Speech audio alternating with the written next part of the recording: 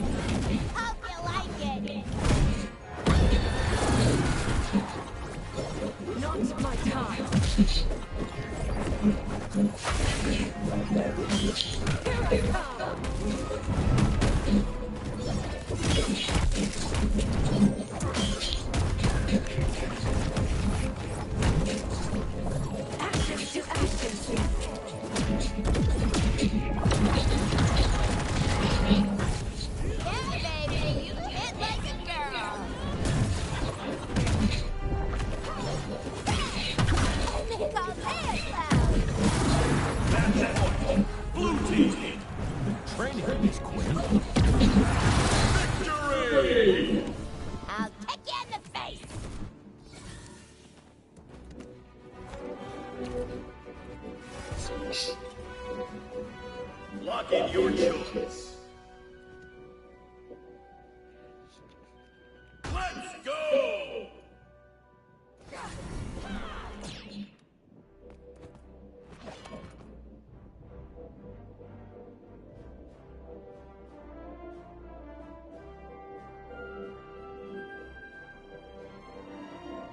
Prepare yourself!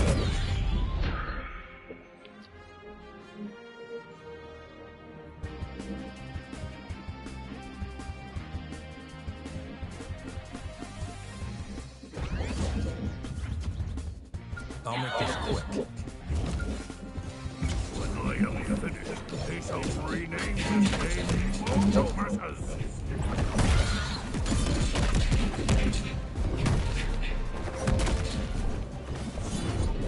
This is not a fighting platform!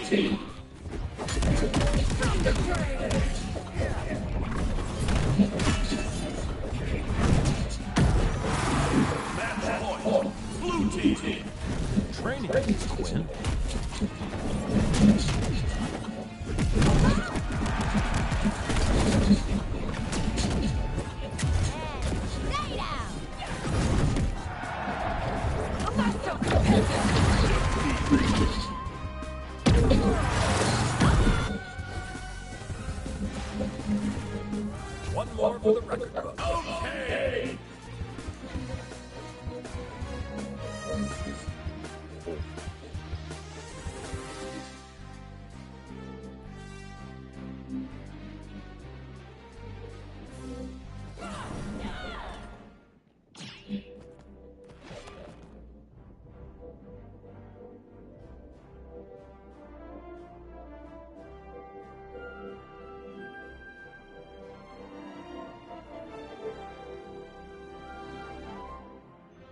Prepare yourselves.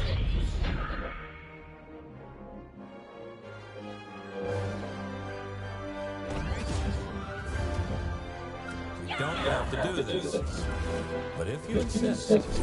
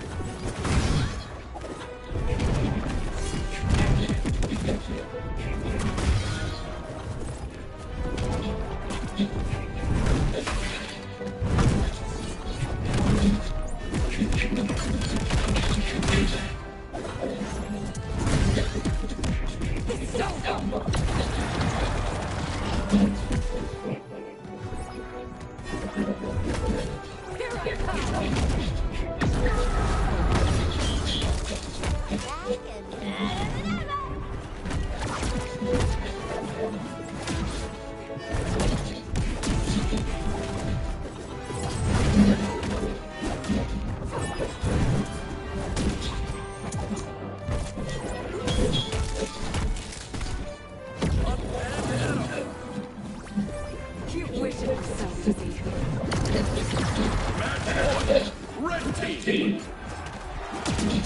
Coming at you.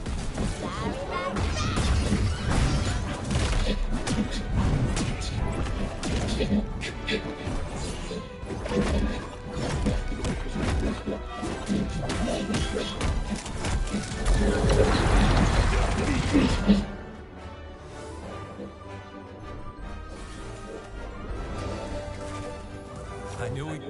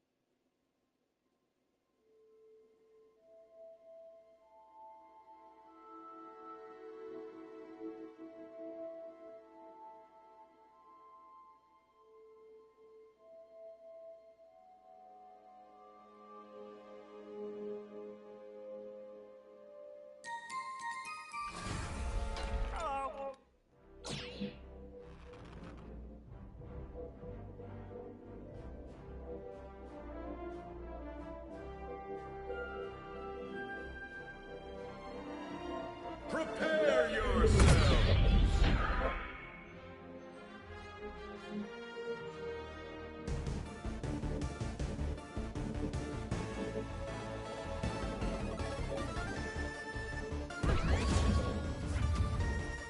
Why, I hope Princess Bubblegum is watching.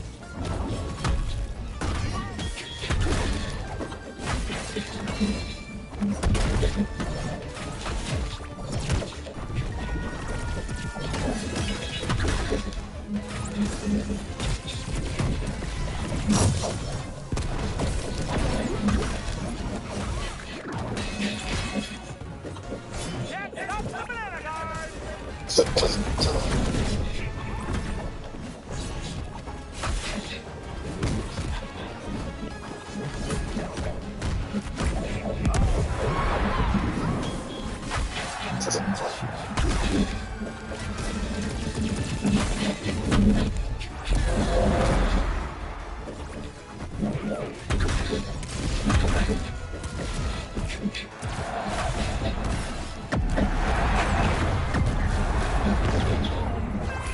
I want a utility belt!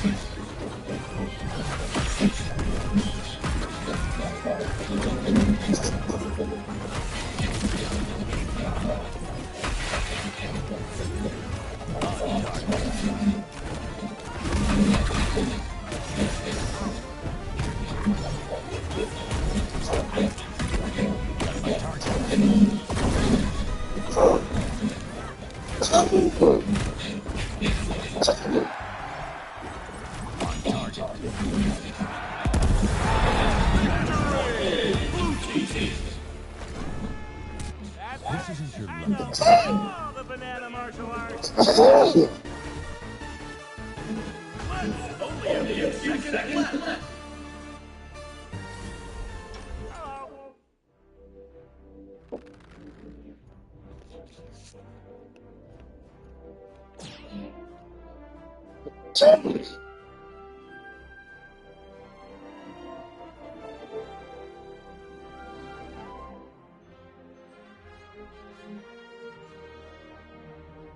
Prepare yourself.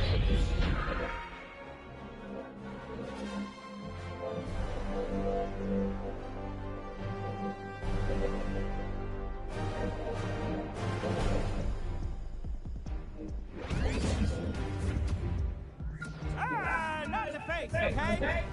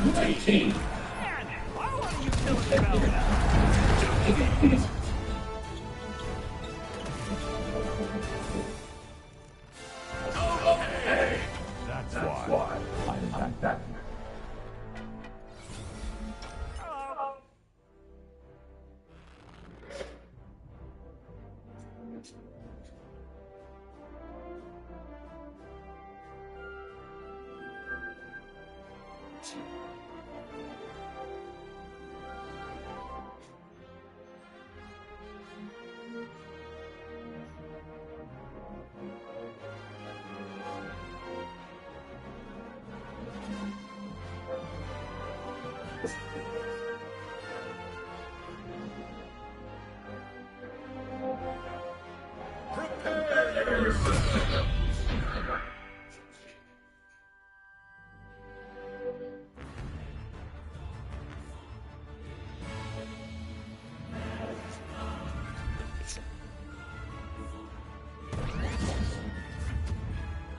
Banana Guard versus the other guy. Fight!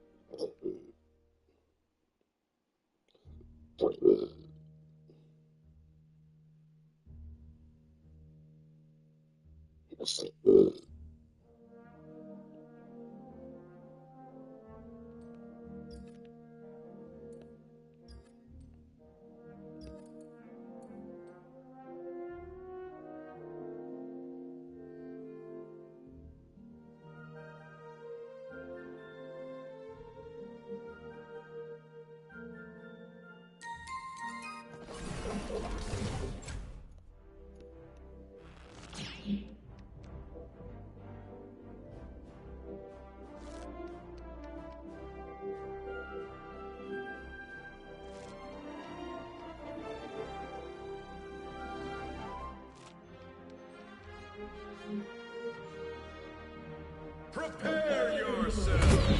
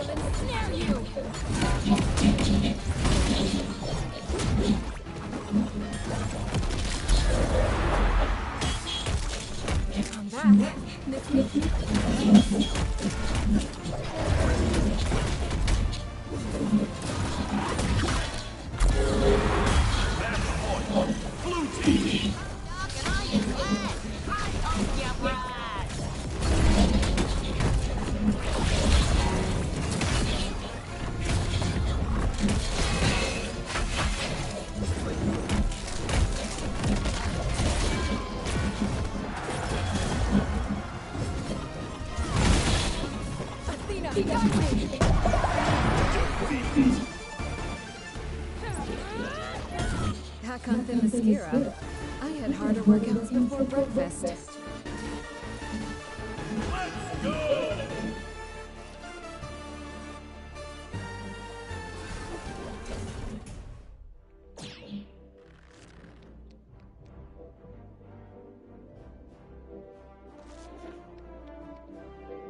Prepare yourself!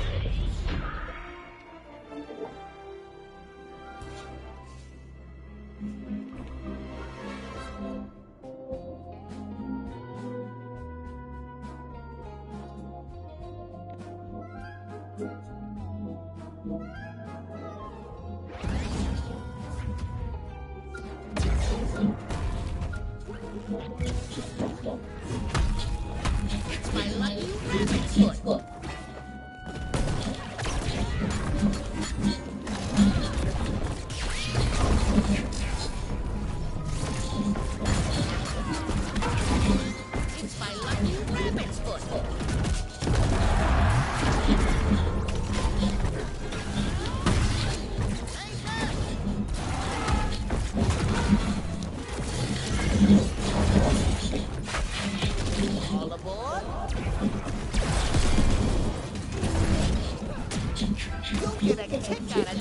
It's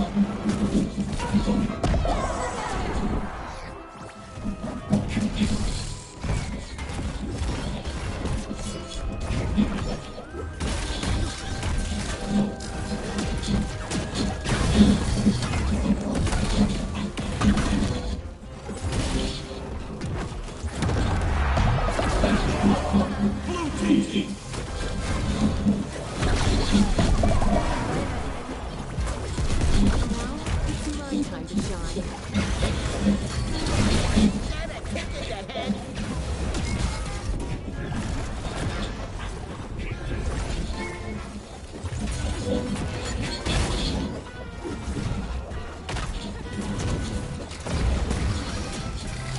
You'll get a kick out of this one.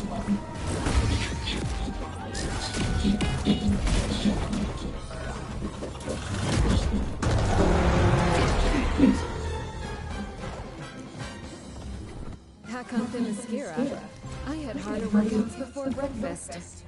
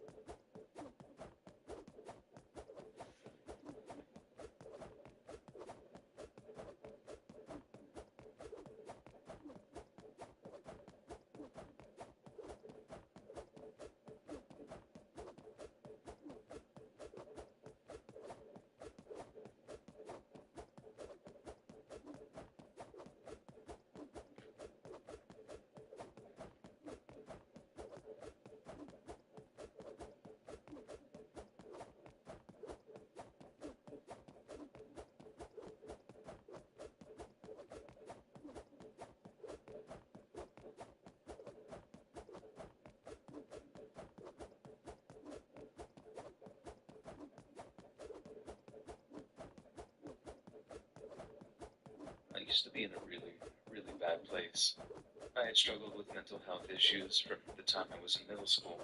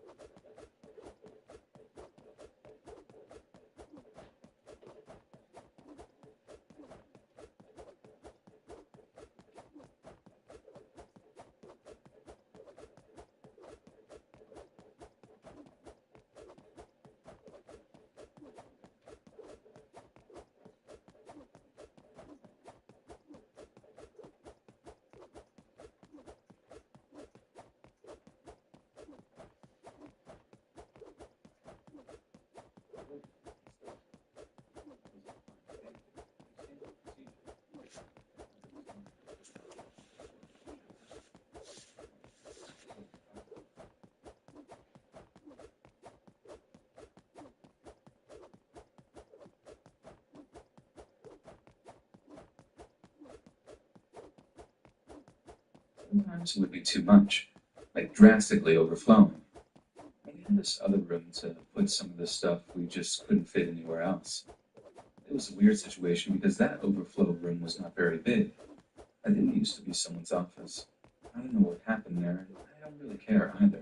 That was the job. It was a true nightmare to organize the stuff in that overflow room. It was a really tight working space because it would normally be 2 people in there doing that, and the rest of the team would be outside. This room was kind of secluded as well. It was just kind of out of the way, and it didn't make sense to be a storage spot. Again, not my decision, just what I was told to do.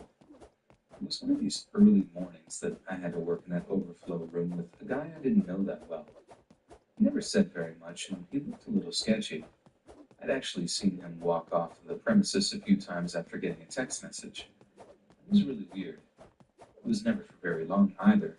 It was like he got a text message and went outside to take a smoke break or something. No one ever said anything though, so he just continued to do it. Honestly, none of us really cared that much. I didn't mention we came in at 4 in the morning, right? Well, this one morning that we were working in the overflow room, something a little strange happened. He got a text message and went outside like usual. I asked him where he was going, and he just said he'll be right back. He left before I could say anything else, but I noticed he dropped something as he went out. It fell on the floor, and I went over to pick it up. I can tell you exactly what it was, but it looked like a clear Ziploc bag of herbs. Honestly, they probably weren't herbs at all, but being really tired and overworked, I assumed he was a gardener and he was carrying his herbs around. I know how stupid it sounds. I have a lot of friends that are really into gardening, and I guess I just assumed the best case scenario. When he came back, he seemed like he was in a rush. He was looking around frantically. I told him he dropped his herbs. I pointed to them on a table in the room. And that was when he got really aggressive with me. He asked me if I thought it was funny. And that was when it dawned on me that he wasn't walking around with lavender in his pocket all day. It also dawned on me that he was probably selling while he was working the shift.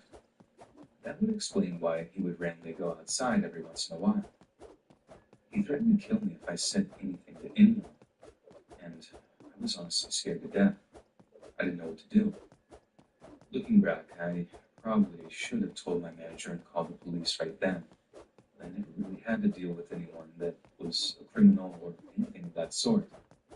Of course, I didn't say anything to anyone, but now every time that I saw him, he gave me a weird look. We'll just call him David for anonymity's sake. That wasn't his real name, but it'll work. Over the next 2 or 3 weeks, I started to observe David a little more closely. I paid a lot more attention to what he was doing and what he was looking at and how he was behaving. And after that time, I realized a few things about him. Firstly, he was definitely a drug user himself. I couldn't tell you what, but my guess is that it was something pretty hardcore. He would talk to himself like a crazy guy once in a while. And other times, he would just completely zone out like he was on a different planet. And the other thing that I noticed about him was that he was very unstable. Sometimes he would get really upset over very minor stuff. There was one time he screamed at the top of his lungs because his shoe was untied, and other ridiculous things like that. Now, while all of this was going on, I was still living my life. I still went for runs at the local park, and I made YouTube videos in my free time, just for fun. I tried to forget about the whole situation with David. That was until I saw David at the park, where I always ran. He was sitting on a bench, staring at me dead on. I stopped mid-step. That was the scariest realization ever, because it meant that he was stalking me, and I didn't know what his intentions were. I didn't know how long he'd been doing it or why. I just knew that I was in danger. I kept running and played it off like I didn't notice him. But oh boy, how could I not? Then there was one morning where it all went down. I showed up a little earlier than usual. I was always on early bird, and I just hated being late. I was there about an hour before my shift started. Must have been about 3 or so. I was chilling in the parking lot listening to a podcast on my phone, and that was when I noticed someone pull up behind me. I parked kind of far away from the store to not take up parking for the customers throughout the day. I just thought it was unusual for someone to park so close to me when there were spots everywhere else. My heart sank. The person behind me turned on their brights, and that was when I knew it was David. My fight or flight kicked in. I turned my car off and sprinted to the store as fast as I possibly could. I knew the employee would be open and I would be able to get to safety there. David started driving after me, like trying to run me over. He probably would have gotten to me too, but there was the spot where it was a line of trees in the parking lot. I ran to the other side of the trees when I noticed that he was driving and he couldn't really do anything after that. I got inside and screamed that I needed help. Surprisingly enough, my manager was there. I explained the situation to her and we called the police. She locked the employee entrance and we waited until the police gave us the okay. Obviously, David had booked it. The cops couldn't find him either. He wasn't at his apartment. Apparently, he gave the wrong address when he applied to work there. I guess they don't check the seasonal workers very thoroughly at Target. Hopefully they do now. And that was the story of how I almost got messed up working at Target last year, and if you're wondering, I don't plan on applying again this year.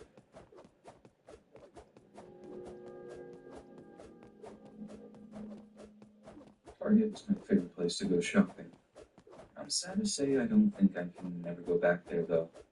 Sometimes when you have such a bad experience, it will ruin the love you had for a place or a store altogether. And that's what happened to me. It all started when I graduated college.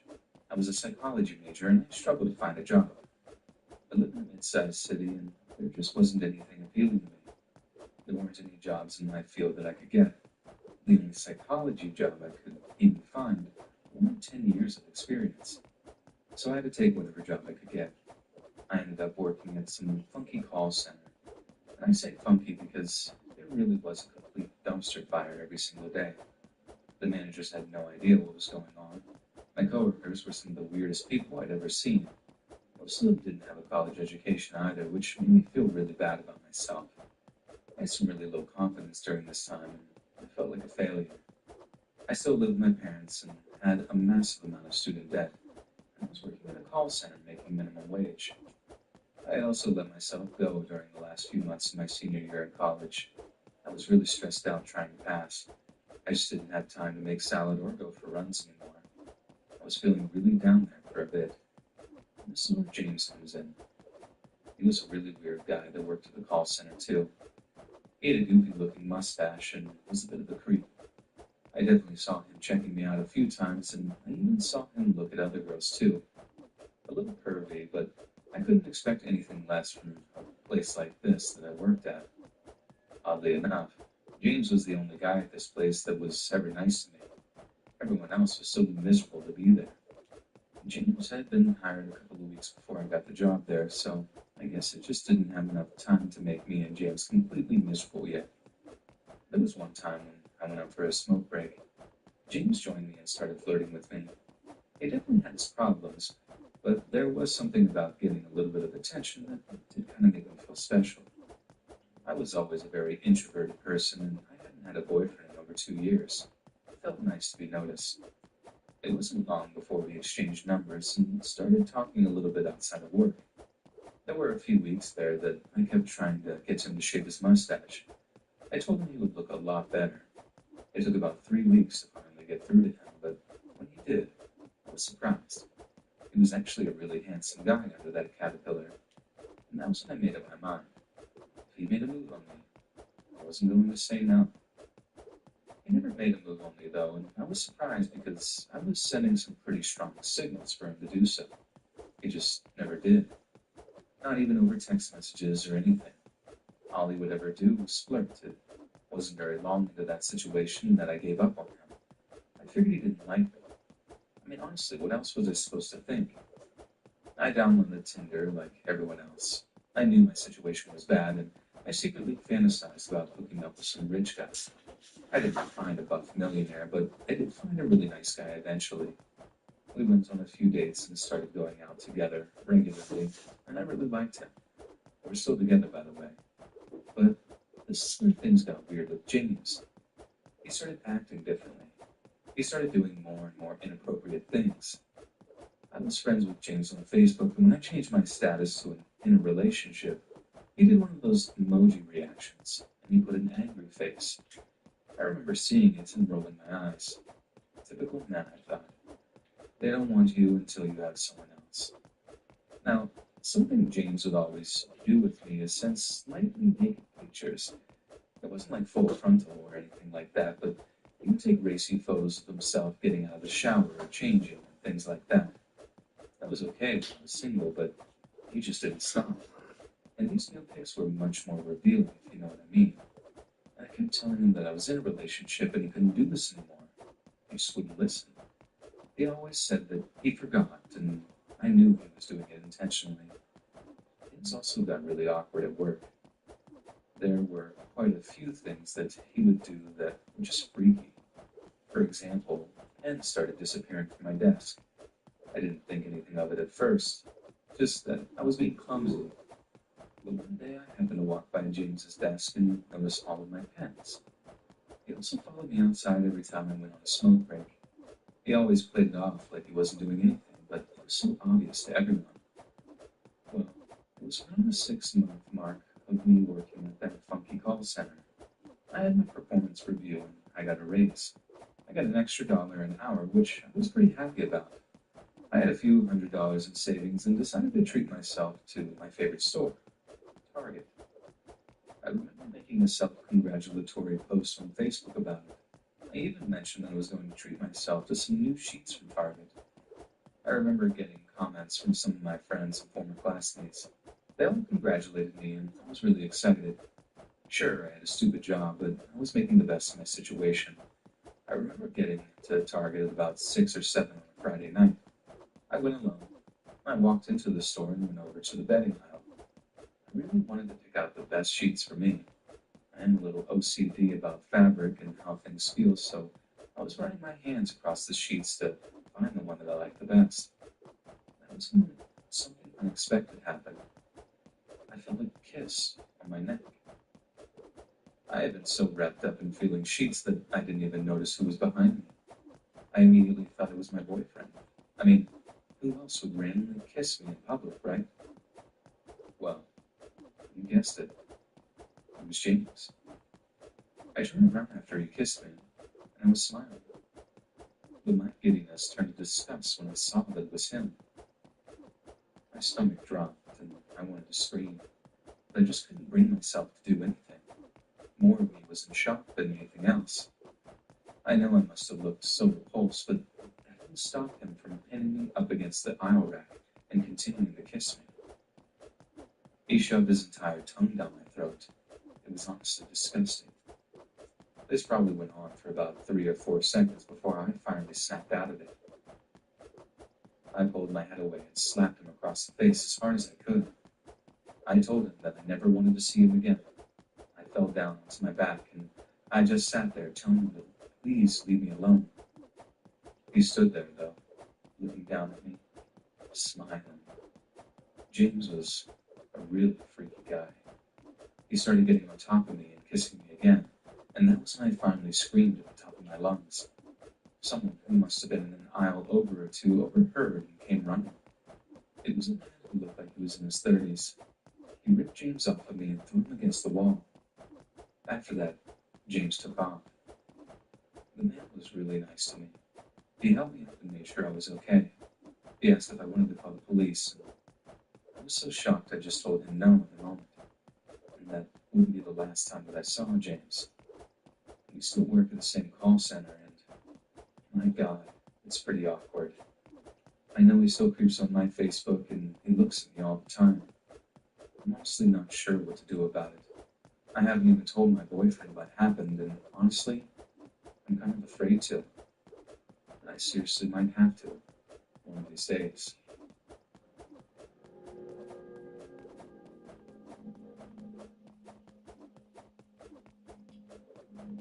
I used to love Valentine's Day. I used to love all the cutesy displays and Valentine's-themed stock items we put out in the Walmart I worked at. And I used to love picking out something special for my boyfriend after planning a little date night with him. But we're not together anymore, and I'm not much of a romantic these days either. In fact, I dread February 14th coming around each year because it reminds me of one of the single worst moments in my entire life. So like I said, I worked at Walmart when this all happened, and it actually happened in the store too. I love the decorating and checking out the romantic stuff that we got in that year, but I usually try to get Valentine's Day off. Or if I was working it, I'd trade shifts with a coworker. But this one year, I can't get off, and no one would trade with me, so I was stuck working 8 till 5 on Valentine's Day. But it's no big loss. I can wait for my presents, and me and my boyfriend arranged to do something after work anyway, so I took it on the chin. Right after I finished my lunch break, I happened to be walking by one of the Valentine's displays when I see this older guy staring at some of the items. I thought it was the cutest thing ever. This sweet older gentleman looking to pick his wife up something romantic. Or maybe he had his eye on someone in the nursing home he was at. Either way, it was super adorable to me. So I sidled up to the old guy and asked him who the lucky lady is. He's all startled for a moment, again, kind of super cute, and has to compose himself before he gives me his answer. There was no one special in his life. He was just something of an old romantic, and seeing cutesy displays like ours on Valentine's Day made him long for lost loves of his. I remember he said that. I then asked if he had his eye on anyone new. He starts talking in a way I found kind of confusing at first. Like I thought I may have misunderstood, maybe lost the context a little, but after a minute of him just sort of babbling, I realize he's not making any sense at all. He keeps skipping from thought to thought, just like a stream of broken consciousness coming out of him. It was right about then that it hit me that he wasn't all there. That was also about the time that I realized he wasn't that old either. I mean, all of his hair was gray. He had like an old man jumper on, but he was still animated when he talked. He seemed sort of spry, like full of nervous energy, and At a push, I'd say he was in his mid-50s. But something about this was off, and I was starting to think that initiating a conversation had been the best idea on my part. I wish him luck with who the lucky lady turned out to be, then slowly make a move to walk away. But he stops me, not with a word. I mean, he physically stops me from walking away. He didn't grab me or anything at first. It was just his fingers gently half wrapping around my wrist, but it was enough to really put me on edge. And then he asked me in a way that seemed both extremely childlike and extremely sinister, both at the same time. Will you be my Valentine? It was so surreal that initially I thought he had to be joking. Like no sane person would ask anyone that in a serious way. Not only that, anyway. So I just sort of laughed it off before apologizing and letting him know that I was seeing someone.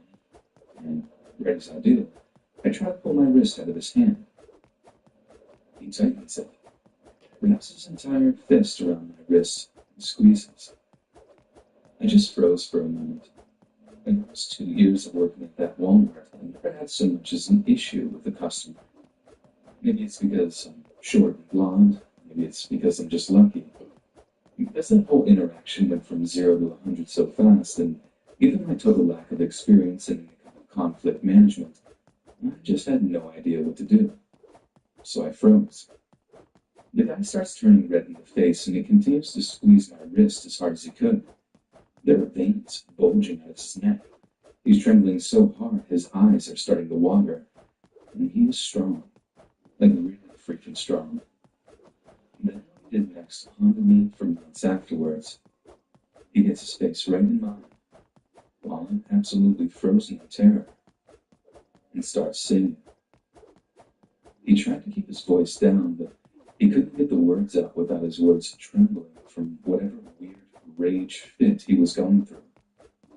After 2 lines, I just start screeching for help, but as soon as I start making any noise, one of his hands shoots up around my throat and pushes me back hard against the shelf.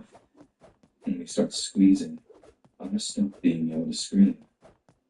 Then, one of his other hands goes somewhere else, somewhere I really wish he hadn't put it.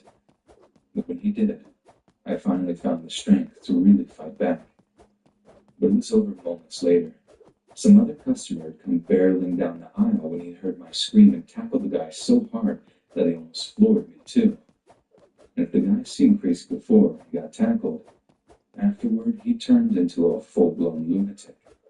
He actually bit the guy who first got him down, and if it wasn't for security showing up as quick as they did, I think he might have actually gotten free. He was legitimately frothing at the mouth by the time the cops showed up. I've never seen a person look like that before. That guy was more animal than man by that point. And the fallout was huge. Walmart sent me to some trauma management thing that didn't help at all, and sent emails around to the other associates promising they'd do better with security and stuff, but it was all just for show. I gave statements to the police too, and for a while, it looked like I'd have to go to court to testify against the guy that assaulted me. But as it turned out, he was found unfit to stand trial. Instead of going to real prison, he ended up in some state hospital somewhere else. When it was all said and done, I just tried to get over it. It was one of the more horrific moments of my life, sure, but I refused to let it define me. And for a long while, I worked on my overall mental health, and particularly my sense of self-esteem. I thought I was good after that. I thought I was fixed. So there was no way of me anticipating what would happen when I met a friend at this 50s diner that was our favorite place to eat. We're just sitting there, conversation on hold while we eat, and this song comes on the old jukebox.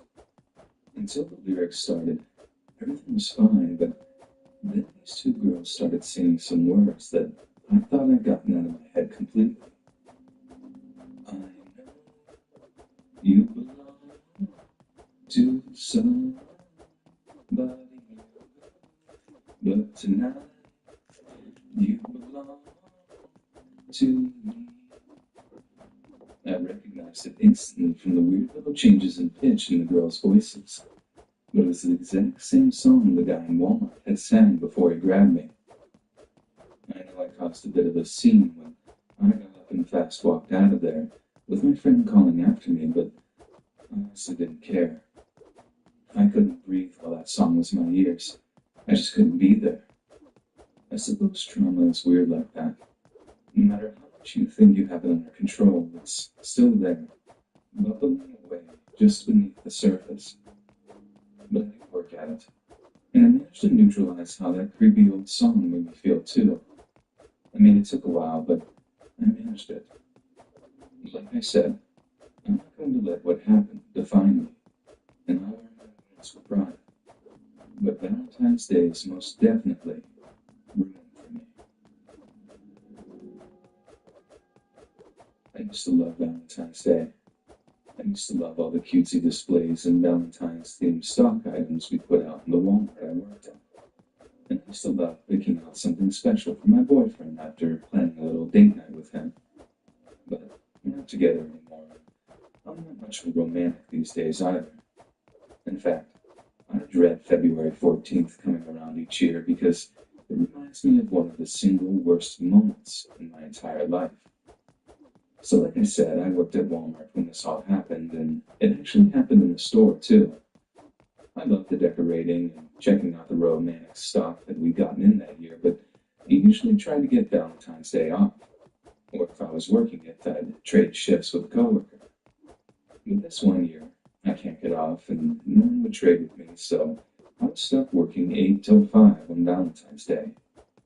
But it's no big loss. I can wait for my presents, and me and my boyfriend arranged to do something after work anyway, so I took it on the chin. Right after I finished my lunch break, I happened to be walking by one of the Valentine's displays when I see this older guy staring at some of the items. I thought it was the cutest thing ever. The sweet older gentleman looking to pick his wife up something romantic. Or maybe he had his eye on someone in the nursing home he was at. Either way, it was super adorable to me. So I snuggled up to the old guy and asked him who the lucky lady is. He's all startled for a moment. Again, kind of super cute, and has to compose himself before he gives me his answer. There was no one special in his life. He was just something of an old romantic.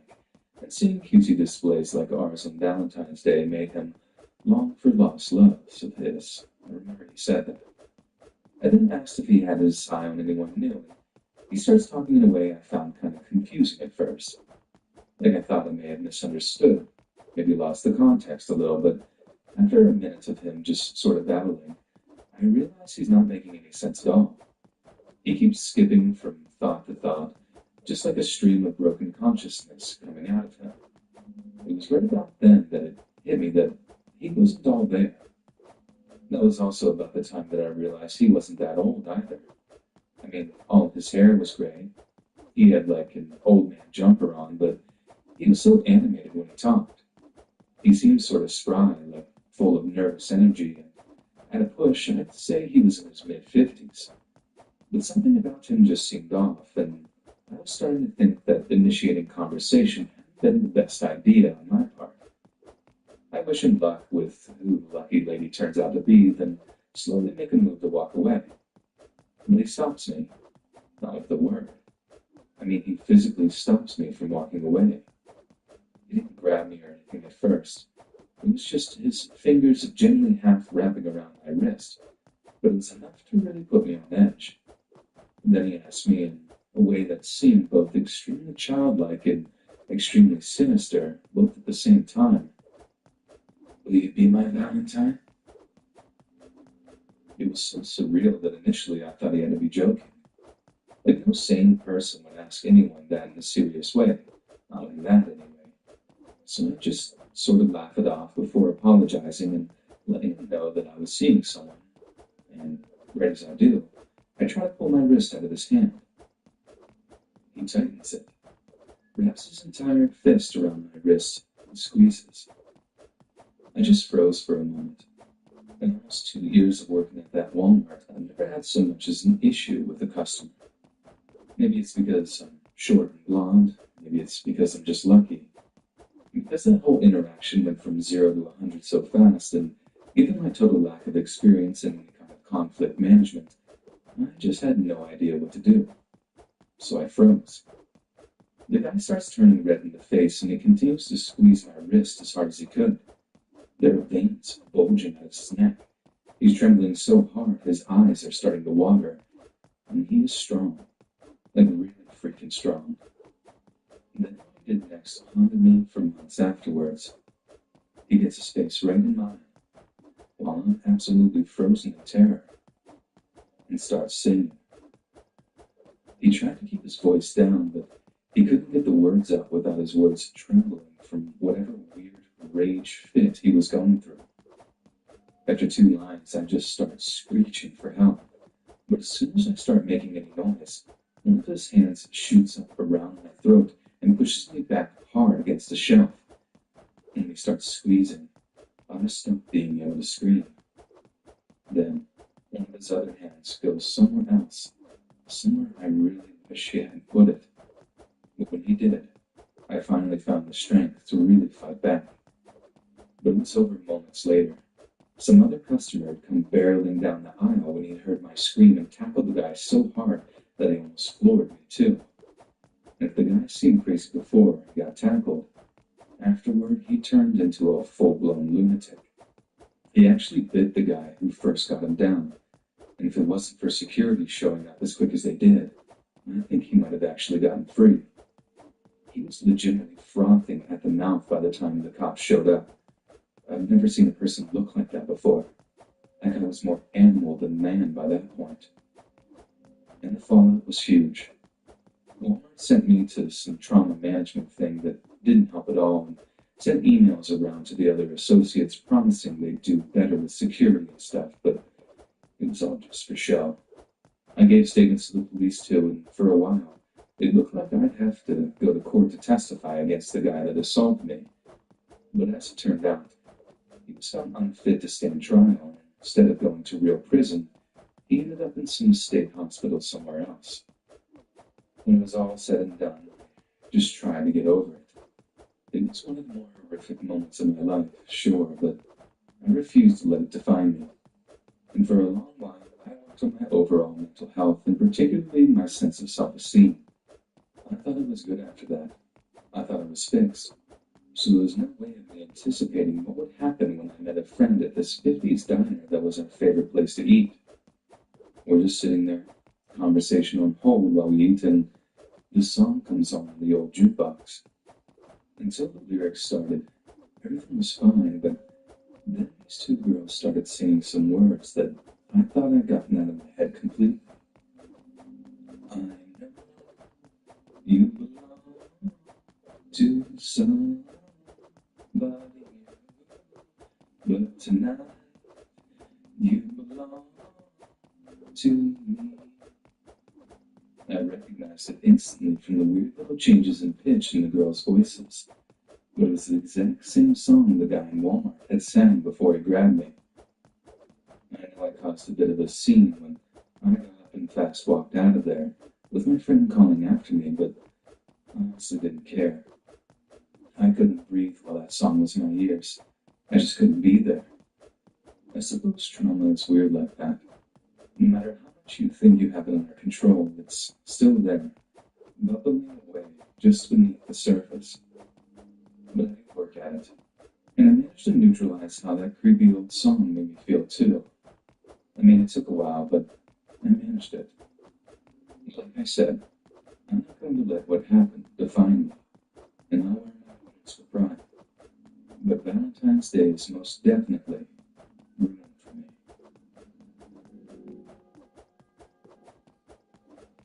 Back when I was in my early 20s, I met a girl who set my entire world on fire. She was smart, beautiful, and had passion for art. We're gonna burn together, she'd say. Not in a literal sense, of course. It's just that romance that we got swept up in was, without a doubt, the most intense thing I'd ever been involved in with my entire life. It was like a wildfire, just burning out of control. Nothing had topped it before, and nothing has topped it since. But let's just say that neither of us were in a particularly good place in our lives. And as passionate as the relationship was, it wasn't exactly healthy for the most part. She was very, very possessive, and I'm not going to lie, I thought that was kind of hot at first. But that got really old really fast, and her behavior started to cause arguments between us. She would explode at the mention of any other girl. I once mentioned something to do with my sister, and she immediately interrupted to accuse me of being unfaithful. Even after I explained the girl I was talking about was my sister, she stayed mad. It just defied all logic, but I was in love, so I stayed with her. So we're together for 17 and a half months, and that time included some of the best and worst moments of my life so far. But in the end, the bad started to outweigh the good, and faced with another Valentine's Day with her, I decided I couldn't do it anymore. I made the decision to break up with her, and as you might imagine, she did not take it very well at all. At first, she was in complete denial, saying that there was nothing wrong with our relationship and that she had no idea why I was trying to break up. Then she got angry, like really angry, started throwing around accusations and threats, none of which I thought that she was capable of acting on. Then came the tears and the final acceptance, by far the hardest part for me. She was crazy, but I didn't think she was a bad person, and it sucked to have to hurt her like that. She insisted on staying in touch, maybe staying friends or something, but I had to go no contact. It was the only way we could really get over each other. I felt like a monster, but I did it anyway. About a month goes by, and I'm sitting in my apartment, alone on Valentine's Day. I'm sort of over this girl, but I'm also sort of not, and with it being Valentine's Day, I'm thinking about her a whole lot. So when my phone buzzes and I see it's a text from her, I'm like rushing to see what it says. I deleted her number, but you know when you just always remember the last 4 digits of someone's number?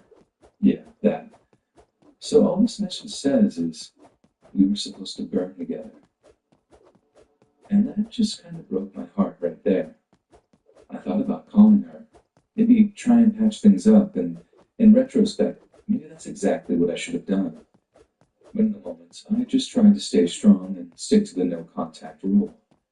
I tried to take my mind off stuff, stayed away from all the romantic movies and Valentine's episodes that the TV networks were trying to force down my throat. But still, I just couldn't shake the lonely feeling I had in me. So later that night, I'm kind of intoxicated, just sitting on the couch when my phone buzzes again. I just know it's her. Like, knew it in my gut, and surprise, surprise, it was. I debated just quickly clearing the notification and ignoring the message, but my curiosity got the better of me, and I found myself reading it. I knew the first line said, we were supposed to burn together, again from the notification, but only when I opened up the whole thread did I see that underneath the first part, it just said, but now you're going to burn alone. Again, it hit me right in the feels. It was incredibly clingy, I know, but at the same time, you can't even deny how poetic that is. Poetry, that's all I thought it was. Just that old metaphor we used to share. I didn't think that she'd take it as far as she did. I didn't think she meant literally burn. Because sometime after that, I'm on my couch and I just started smelling smoke. I go through the stages of thinking I've drunkenly forgotten that I'm cooking, then thinking the neighbors are burning food on accident, then thinking someone is making a campfire outside or something. Just pure denialism, really. Not wanting to believe that the apartment building was actually on fire. Then the fire alarm starts going off. I rush downstairs with no shoes or socks, just a pair of shorts and a t-shirt, and run up the back of the building to the fire escape point. And on the way, I see smoke billowing out from under the door of the apartment below me. Minutes later, a fire truck is parked outside the apartment building, spraying water into the apartment below me, which had been absolutely scorched. It was one of the more surreal experiences of my life. These firemen are asking me if I'm okay, if I needed one of those foil blankets. It was February and it was freezing outside. But all that could come out of my mouth is like, I know who did this. I know who did this. One of them tells me to get in touch with the police if the cause of the fire was criminal, so I immediately do because, like I said, I had a good idea of who set that fire in the first place. I wasn't quite sure how she'd done it, but Having my ex-girlfriend text me like, going to burn alone, and then all of a sudden there's a house fire, that was no coincidence to me. No coincidence at all. And over the next couple of weeks, I had to go and stay in my mom's place while some renovation work was undertaken at my smoke-damaged apartment. But I did get in touch with the police, who thanked me for the tip and said they'd get in touch with me if the cause of the fire was found to be arson. Only it wasn't. They called a little while later to say that the fire department investigator had determined that some faulty wiring was to blame for the blaze, and so they wouldn't need any testimony from me. I brought up the text messages my ex had sent me, how her words seemed to precede the fire in a way that was just too apt to be coincidence. But again, they insisted that no arson was to blame.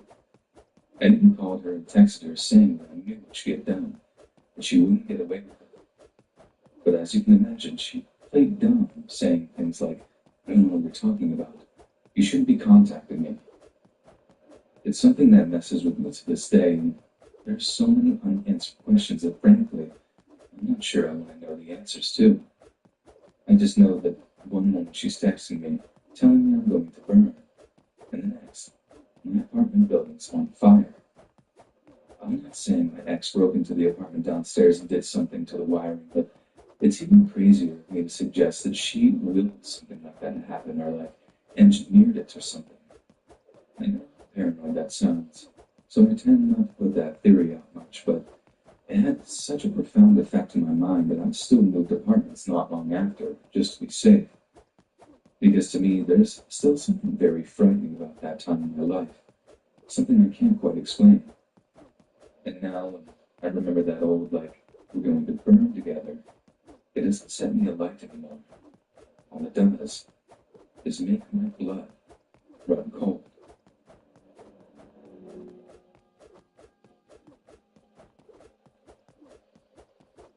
Beginning on November 22nd, 1986, the life of Oscar Pistorius was unusual from the get-go. He was born missing the outsides of both feet, and was also missing his fibula.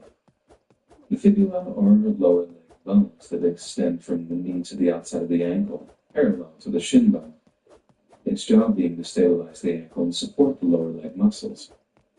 Given that he was without such support, his feet were essentially useless. So at just 11 months old, doctors made the decision to remove Oscar's lower legs entirely. At that point, if you had speculated that the young amputee might grow up to be a professional runner, people might have called you crazy.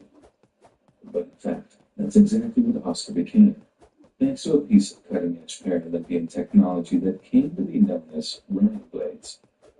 Manufactured using carbon fiber reinforced polymer material, the curved design of these blades is intended to store kinetic energy like a spring, allowing the wearer to jump and run effectively.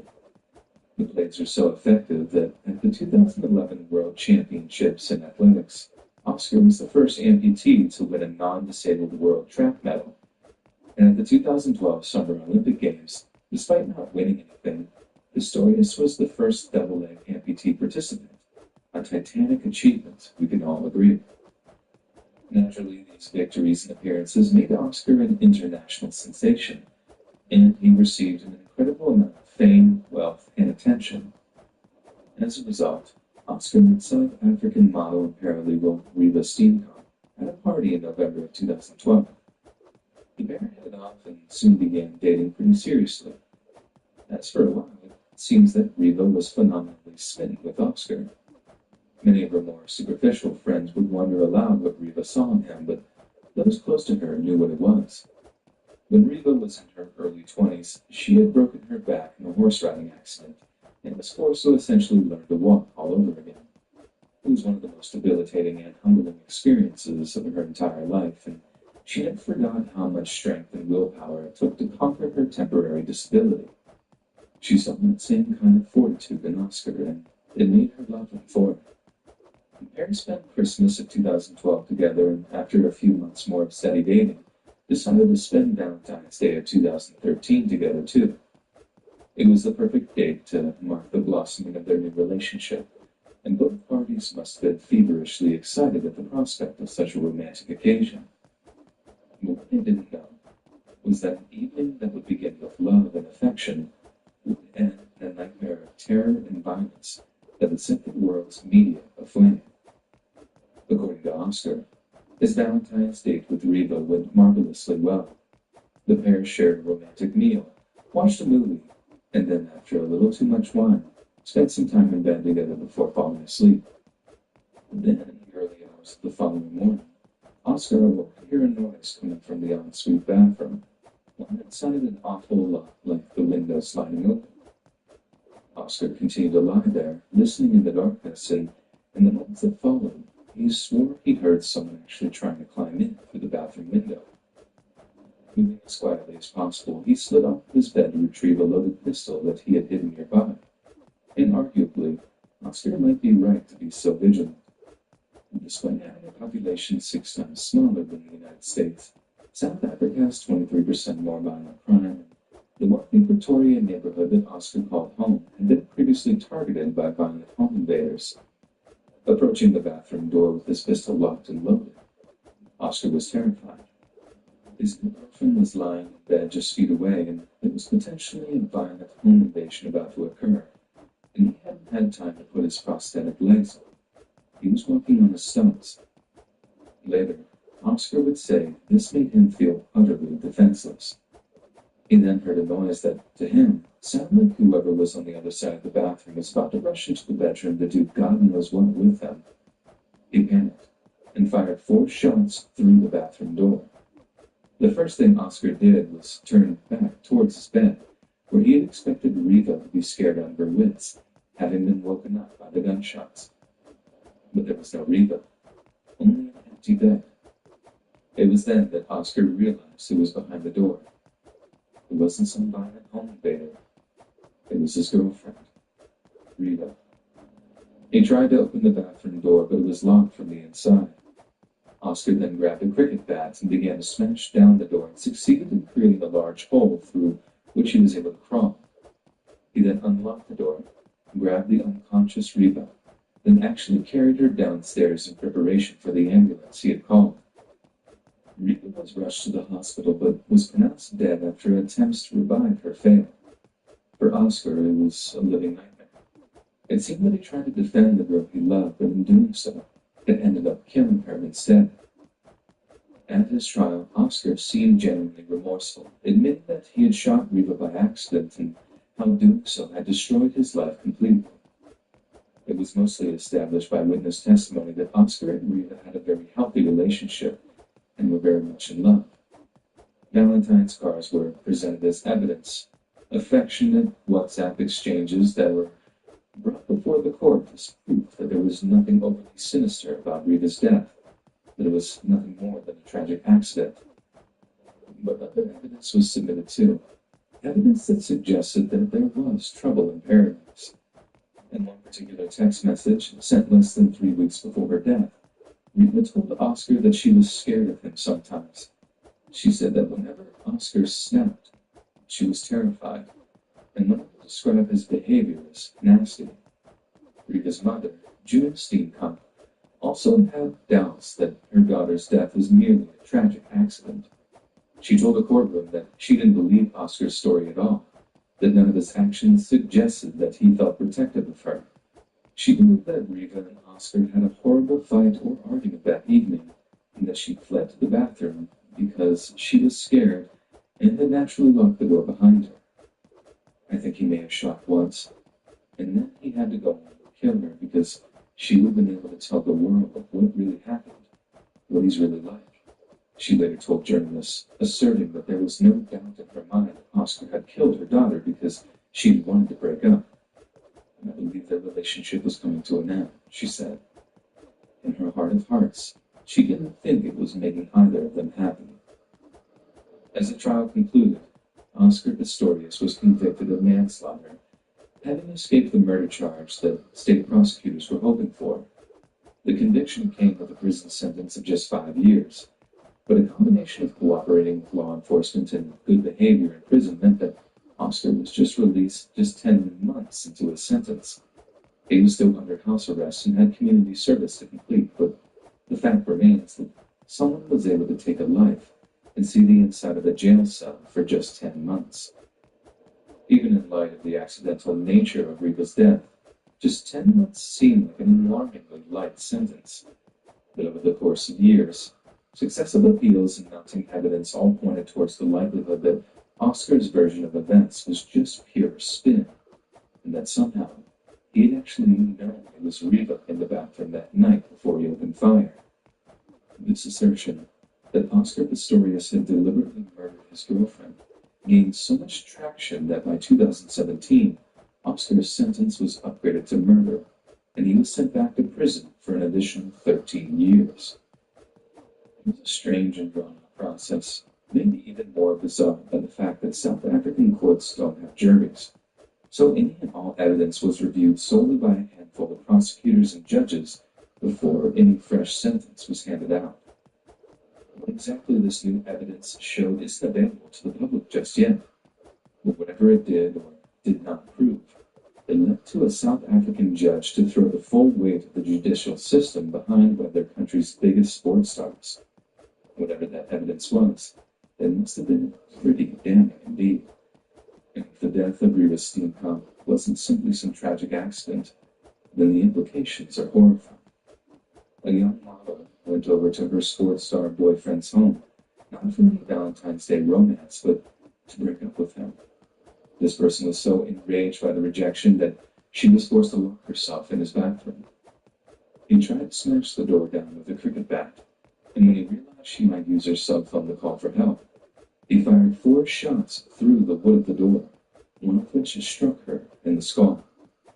On the day of the year when couples everywhere should be getting together, romancing each other and enjoying their companionship, Valentine's Day of 2013 became one of terror, pain, and death for young Rita Steenkamp, who died scared and alone in the bathroom of a man she barely knew.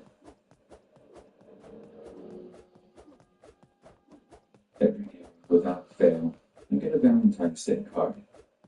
Now, I may be mistaken, but most people reading this are thinking, oh, look at you, or I said something to complain about. And 9 times out of 10, you might be right. But the thing is, I have no idea who sends them, and I've actually spent a great deal of time trying to figure out who. It wasn't something that was creepy when it started off. In fact, getting a card from a secret admirer was a pretty awesome feeling. The first card came when I was 13 years old, right about the time I needed a little confidence boost. But then when they started arriving year in, year out, I got to thinking it was just my mom sending them or something. I confronted her about it on Valentine's Day when I was 16, and she insisted it wasn't her. I mean, really insisted, saying she'd tell me if she actually knew who it was. I ended up asking all my close family and friends, but none of them admitted to sending me an anonymous card. So, got to me being in college, it's coming up to Valentine's Day, and I realized that for the first time in a long time, I might not actually get a card that year. Only I did. Same style, same handwriting, same mystery person that must have sent it. But here's the thing. I had literally just moved dorms like a week prior because of a burst water pipe in my original dorm room. But the Valentine's card is addressed to the dorm room, which was in the opposite side of the campus. Literally the only person in the world who had my new address was my mom, so cue the second confrontation about the Valentine's card in like 2.5 years. One that, again, ends with her violently assuring me that she hadn't given my address to anyone. So, the question remained, who was sending me those cards? It really creeped me out for a while, but it was something that I grew to live with again. I mean, it seems like such a non-problem, right? I keep getting Valentine's Day cards. People would always just laugh. I'm 33 years old in May of this year. I've moved apartments 3 times in the past 6 years. After my mom died, it got to the point where I'd moved and not a single member of my family knew my address until I told them. So the second time I ran a little experiment. I didn't tell a single person that I moved. Only my landlord. The utility companies and me knew I was living in this new place. I waited 2 months like that, having to pick up mail at the old apartment, keeping my address secret until, well, particular day rolled around, February 14th. Not a single other person knew my address, and I still found a Valentine's card in my mailbox.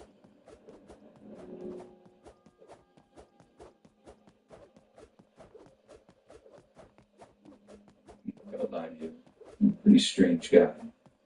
I've always been a loner, and I've always hated people for as long as I can remember. Which is why it's ironic the scariest experiences in my life is associated with Valentine's Day.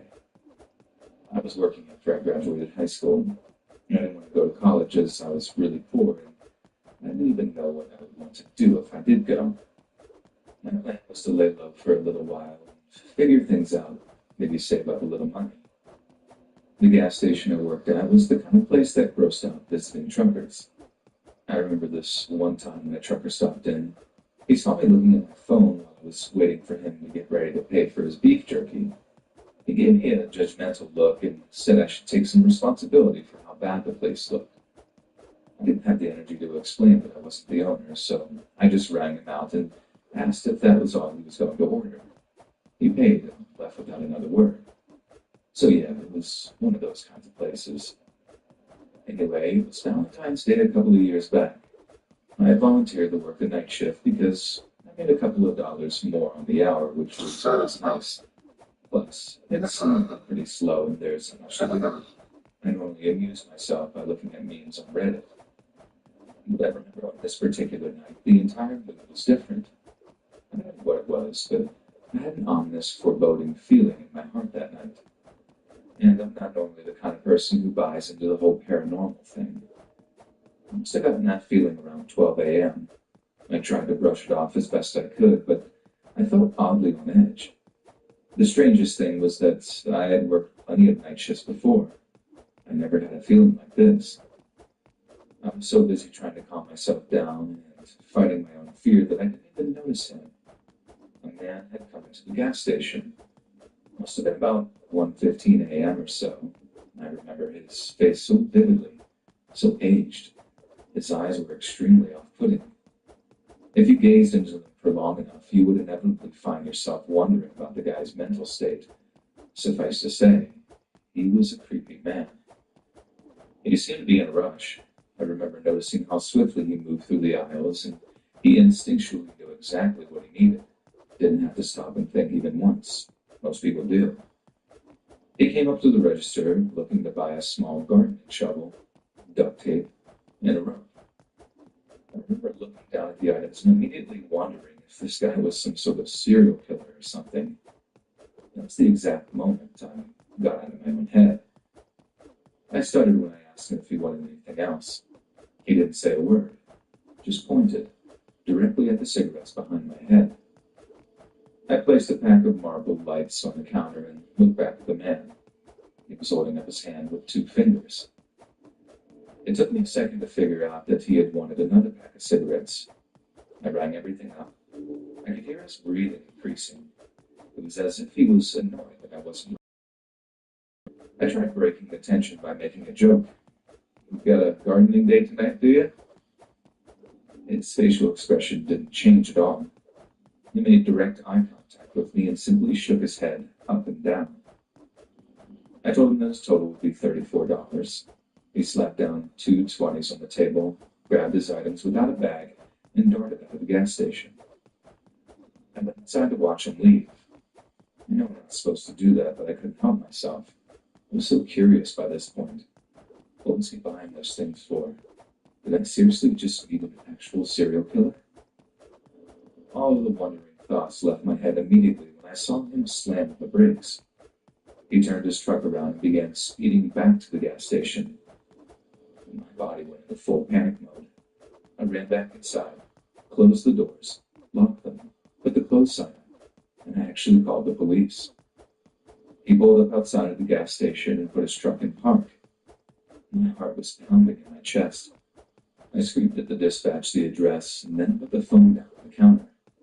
I mentally made peace with the fact that I might actually die, and I hoped that at least someone could hear me dying. I heard him start beating on the door trying to get in. The only weapon I had available was one of those those shovels from the random utility aisles. I darted across the gas station and grabbed one, bracing myself. I screamed at him that the police were coming, and he had no chance. I didn't believe the words as they left my mouth. The doors were made of some kind of fiber or plastic material. I think they were even bulletproof, so I knew I was safe for at least a little while. That was when he stopped pounding on the door. I thought he was going to drive his truck into the gas station to get inside, but thankfully the thought never struck his mind. He did, however, break one of the windows and throw a lit match inside. After that, he drove off into the night. I quickly put the fire out, and the police got there about 20 minutes after everything happened. One of the cops tried making a joke about this guy's attempt to burn the place down, and I was too dazed to hear it. I just remember the guy pity laughed at his own joke before walking back to his police car. I explained to them the entire situation from beginning to end. I still have no clue why he suddenly decided that he just wanted to hurt me.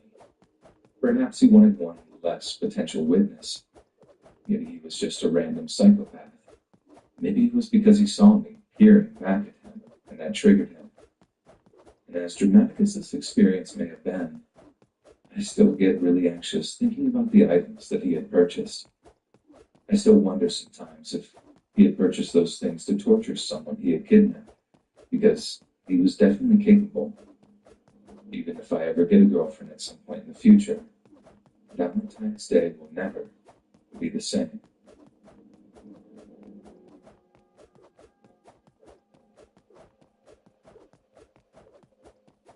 We got to have a good time together, my girlfriend and I. You see, she's a nurse and has to work the night shift. The hospital she works at requires about 5 years of experience before you can even think of working on day shift. This wouldn't be such a problem, but I work as a marketer. I have a typical 9 to 5 in an office, and it's really tough finding time for each other. Our sleep schedules are chaotic, to say the least. So when Valentine's Day rolled around on a day and night that we were both working, we got really frustrated. It's really hard to explain how you feel like you're being cheated out of time. Like there isn't going to be a moment you can sit down and truly enjoy your relationship for what it is. But we decided that we weren't going to let our lame schedules get the best of us. We decided that we'd visit a city for a weekend away. Valentine's Day fell on a Thursday, but we figured having a little trip that weekend would be the next best thing, maybe even better. She's been really adamant about visiting Oak Ridge in Tennessee. Her grandfather worked there back in the day, and it's always been of interest to her. She's always telling me these facts about how creepy it is and how she just has to go one day.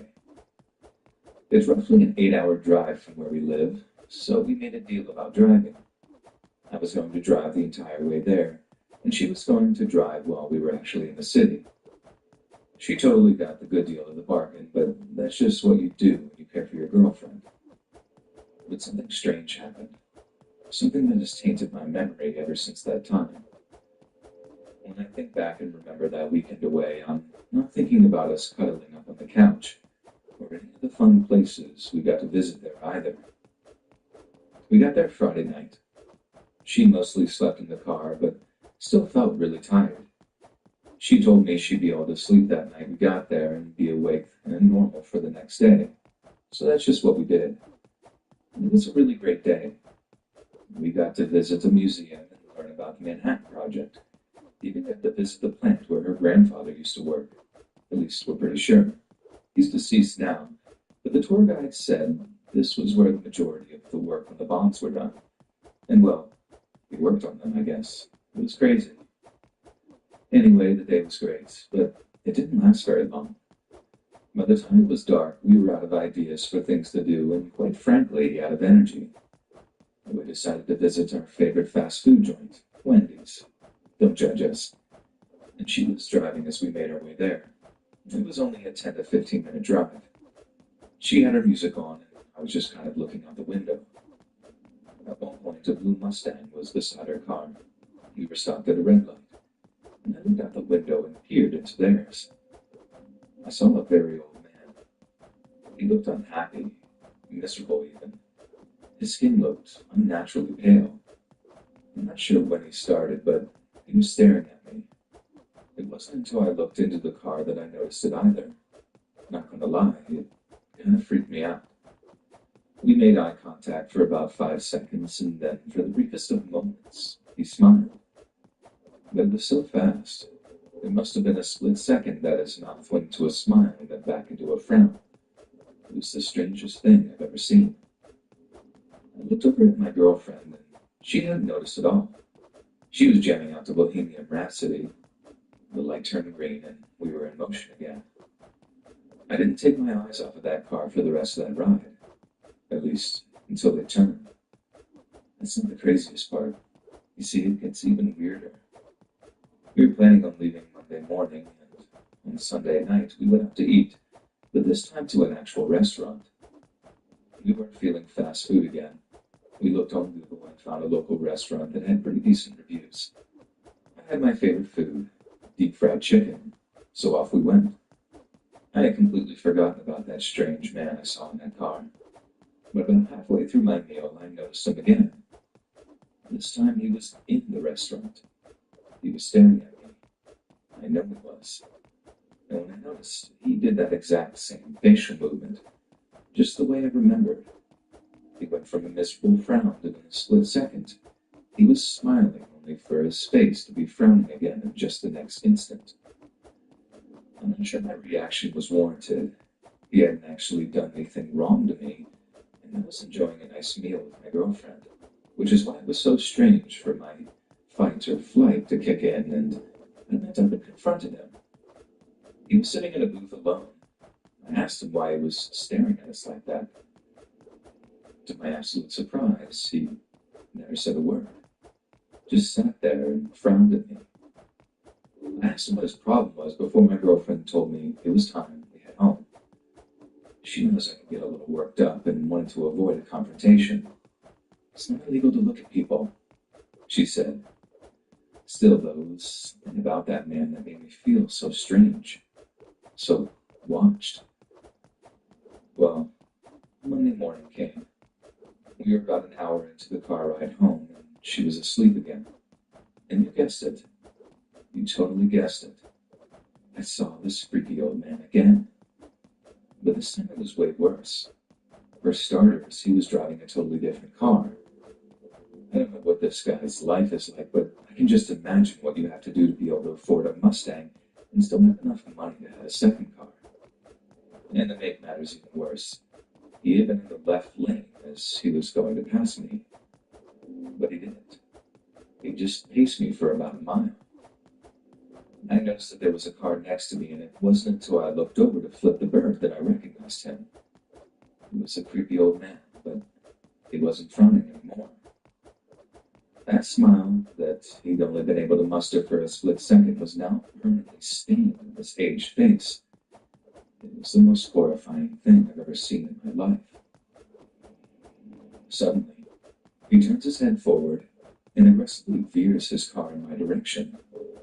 Reflexively, I slam the brakes and swerve off to the side of the road. My wife is immediately shaken awake, and all I can see is his vehicle speeding off in the distance through a cloud of dirt. My heart was racing like crazy, and by the time I could process my girlfriend screaming, asking what's going on, I started to feel myself choke up.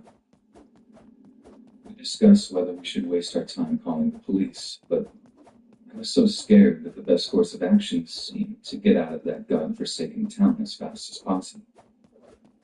The rest of the ride home happened without incident, and I haven't seen him since. Needless to say, that was the least romantic and most insane Valentine's Day ever.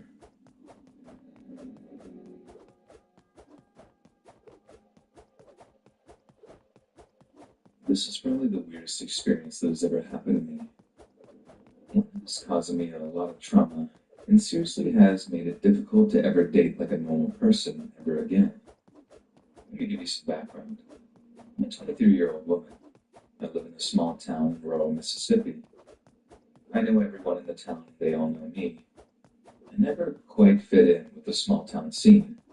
It wasn't that I was against it or anything, but there just wasn't anyone I really clicked with. I had lots of friends, but I was still completely alone for as long as I can remember.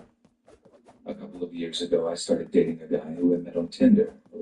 He was from a couple of towns over and wasn't the best looking guy in the world, but I don't let something like that stop me. I just wanted to know if he was nice and compatible with me. So we went out on a couple of dates. Didn't go horribly. He was a perfect gentleman, and every time, he never pressured me into doing anything that I didn't feel comfortable with, which I really appreciated. So after about 3 weeks of casual dates here and there, we made the decision that we really had something here. We both deleted our Tinder accounts together and started spending more time with each other. Honestly, I thought we had a real chance of having a lasting relationship. But as the time went by, I noticed that he was weird. And not the I watch conspiracy theory documentaries on Netflix kind of weird. I mean, I saw some real signs of various mental illnesses. Some of them included narcissistic personality disorder, bipolar disorder, with some extreme episodes of anxiety and depression. And he would eventually go insane over some of these things that stressed him out. So one of the times he got into one of those episodes was when his uncle was going to visit. His parents asked him to sleep on the couch so his uncle could sleep in his bed, and he had a literal mental breakdown. I remember me and him texting back and forth, and he was asking me if it was a good idea to physically attack him or start a fight. A few more incidents like that, and I knew that I had to end this relationship quick. As much as I want to help people, I really don't want to sacrifice my own well-being for the sake of helping anyone else. It was probably 3 or 4 weeks into our relationship that I made the decision. I asked him if he wanted to get some coffee, and he agreed. We broke up, and he actually took it rather well, which surprised me. I wasn't expecting him to have some kind of breakdown, and while he did look sad, he didn't act inappropriately towards me at all. He had a solid frown on his face, and then he walked away. I felt bad for doing it, but that was the decision that I made. Now we get into the weird part. In the couple of weeks that we've been dating, he had never been to my house and had no idea where I lived. It's going to be important to remember a little later on. We probably broke up around April or so. It seems to be somewhere in that time frame at least, so you can understand the terror that washed over me when I saw his car parked in my driveway almost a year later, on Valentine's Day. It had been so long since I had last seen him, I didn't even recognize his car at first. You can bet your rear end that I had my pistol with me ready to protect myself, especially because my parents weren't home. Remember, I live in rural Mississippi. People don't just randomly show up at your house who live 2 towns away. It just doesn't happen like that. He got out of his car holding flowers. I couldn't believe myself. What the heck is wrong with this guy, I thought. I walked up to him, making sure to keep my pistol out of sight. I didn't want to alarm him, but I was ready to use it if he had bad intentions. His face looked strange. He looked like he hadn't slept in days. He also looked like he was really struggling and uncomfortable. I asked him what he was doing here after we just kind of looked at each other for a minute, and then he said it.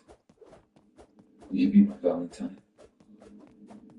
The moment he began to speak, I knew he was intoxicated, and it honestly frightened me. I had heard too many horror stories that start out exactly this way. I pulled my gun out and pointed at him. I screamed no. Get away from my home and never come back. He genuinely seemed startled at the sight of the gun. Then he got going to his car and drove away. But as he ran, I noticed that he dropped something metal in a hurry. He must have just barely nudged out of his pocket. After he sped off, I waited a few minutes just to make sure he was gone. Then I walked over towards the object that he dropped on the floor.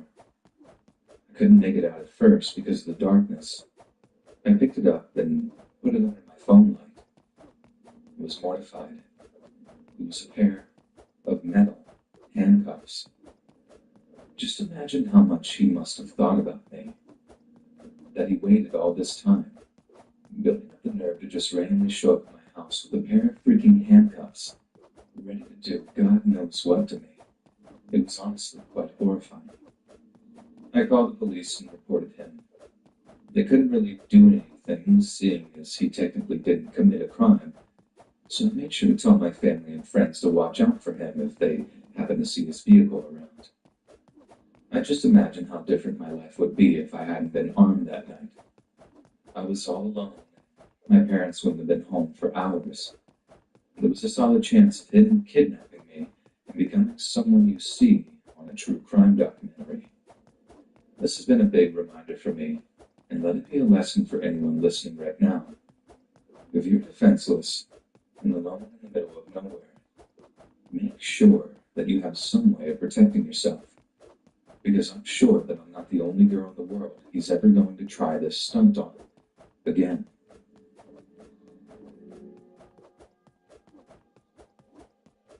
A couple of years ago, me and my husband decided that we were sick of the pressures of Valentine's Day, the cards, the flowers, the last-minute bookings, and so on. Instead, decided that we'd make a whole week out of it. We thought if we could spread the romance over a period of 7 days, it wouldn't be as wearing. We both wouldn't feel that stress every couple feels in the weeks leading up to it. So, living in the UK, we decided that it wouldn't be too hard to get to Lake Geneva, find a cabin we could rent for the week, remote, with perhaps a little restaurant a little drive away, and settle down. My husband spent some of his childhood there, and this gave him an opportunity to stop in on some of his old friends and family whilst we were there. It sounded like the perfect trip. We booked time off of work, scrolled some websites, and ended up finding this lovely semi-resort. It was essentially a collection of cabins or lodges made for couples. They were all fairly far apart from each other, but were connected by small gravel paths to a central area, which had a restaurant owned by a fairly famous chef, a lodge that acted as reception, and a spa. There were some facilities dotted around, but all with appropriate architecture, so even though it was pretty much a resort, it would never feel like it. Sure, it was a little expensive, but we saw it as an opportunity to combine a holiday and expensive Valentine's dinner. In a weird way, we thought we were saving money. The staff there were all incredibly polite when we arrived. They knew our names instantly from our online booking, and made sure to whisk our bags away almost instantly. Whilst they went through the process of booking us in, they gave us each a complimentary cocktail, and satisfied this vast glass window overlooked the lake. It was unbelievably stunning, so quiet. That was what we appreciated the most, I think. A break from city life, somewhere where we wouldn't have to worry about the crowded bus or getting a cab after one too many glasses of wine. We were coming to the end of our cocktails when a man came and sat down next to us. He introduced himself as Luca, and had one of those funny European accents where you can't quite place it. The English accent was almost perfect, but a couple of clipped vowels and funny consonants meant you could instantly tell he wasn't actually, well, English. He seemed friendly enough. Tall, athletic, wearing white tennis clothes. He asked us where we were from, and we said the UK. We chatted for a little while about that. I do remember him saying that I looked just like his wife and that we should meet her. I remember that because I kept looking out for my doppelganger whenever we'd take walks around the resort, trying to see if I could spy curly blonde hair. We said that we were sure we'd catch him, either in the restaurant or perhaps the spa, and were intrigued to meet his wife. He seemed a little odd in his own way. His eye contact was a little too intense, and he spoke a little too loudly, but being British, we thought that maybe this was just a cultural difference. Unfortunately, February isn't the best time for a trip to a resort in Switzerland. The weather there can be pretty up and down, and for a lot of our time there, we were pretty much rained out of doing anything outside. But we were a married couple, and it wasn't hard to find things to do around Valentine's Day that required being inside. This cabin must have been close to ours because we'd see him fairly often, on our walk to breakfast, passing through when we were having lunch, that sort of thing. I decided pretty quickly that I didn't like him. I decided that it wasn't a cultural difference, that he was actually quite rude and would always try to steer the conversation back to himself whenever we'd have a quick chat. He'd make a point of humble bragging about whatever he was up to do, and it began to make me angry. I was, at the end of the day, trying to have a week with my husband, and it was kind of ruining it. My husband snores, loud, and So quite often in the middle of the night, I'll get up and move to the sofa. It's sort of become a little ritual, and I don't mind really doing it.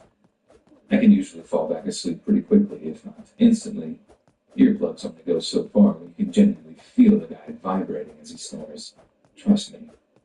So the second night we're there, I get up and move to the couch in the front, which faces a huge glass panel overlooking the lake. I have to turn on the lamp to find my way around, not knowing the layout of the room off by heart like I do at home. I see the window. The view is stunning, and even at night if you sit and watch for a while and let your eyes adjust to the dark, you can make out lights across the water.